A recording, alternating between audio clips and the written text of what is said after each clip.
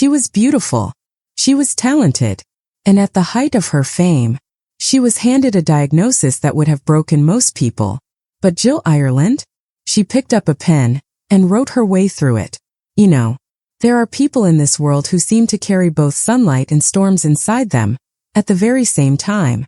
Jill Ireland was one of those people. Born on April 24, 1936, in London, England, Jill didn't begin her life as a Hollywood star.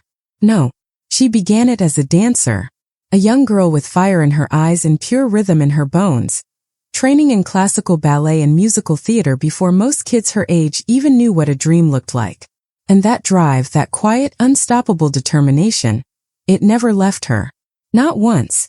She moved her way into British film and television during the 1950s, charming audiences, with a presence that felt almost effortless. Warm. Real. The kind of person you watch on screen and think, I feel like I know her. But it was when she crossed the Atlantic and landed in Hollywood that her story truly began to take shape. Now here's where things get really interesting. Jill was first married to actor David McCallum, yes, the David McCallum, the man who became a household name as Ilya Kuryakin in The Man from UNCLE. And it was through that world, that circle of artists and actors, that she met him, Charles Bronson. Rugged. Intense. The kind of man who didn't need many words on screen, because his eyes said everything.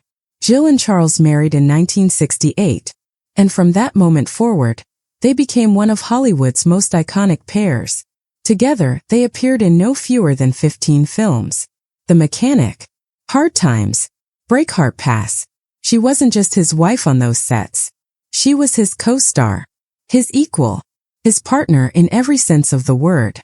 But then, life handed Jill something no screenwriter could have scripted in 1984.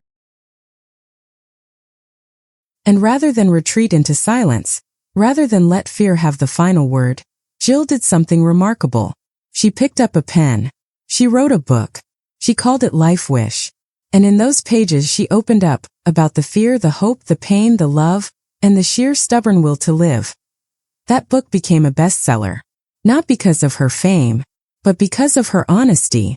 She went on to write Lifelines and Forced Entry, continuing to share her journey, openly, with a courage that inspired thousands of women walking that same terrifying road. Jill Ireland didn't just fight for herself. She fought for every woman who felt alone in that fight. Sadly, on May 18, 1990, Jill passed away at the age of 54. But here's what she left behind. Not just films, not just words, but a blueprint for how to face the hardest moments of life with dignity, with love, and with an open heart. Some people live loudly. Some live quietly. Jill Ireland lived fully. And that is a story worth remembering.